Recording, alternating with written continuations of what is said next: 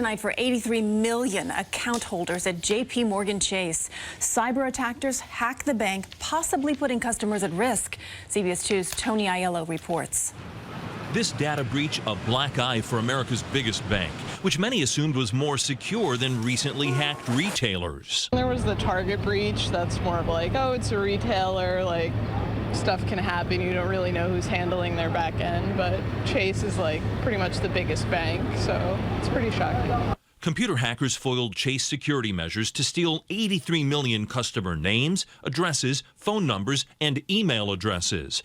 What's the risk with that information in the hands of hackers? Now they know that they're banking at Chase. So what they can do now is, again, try and backtrack into their checkings and savings accounts. Consumer credit expert Paul Oster expects hackers will now go phishing, sending out fake but official-looking emails designed to con Chase customers into giving up account details. You need to be on the lookout for any email that looks like it's coming from Chase, and these guys are sophisticated.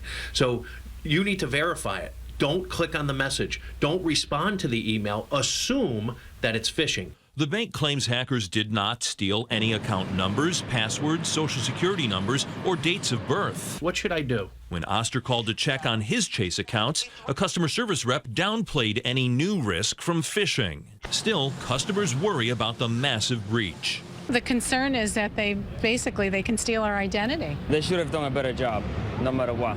Chase says monitor your account, report anything unusual, and it will reimburse any fraudulent activity. Tony Aiello, CBS 2 News. JP Morgan Chase does say that so far it has seen no unusual fraud activity related to this cyber attack.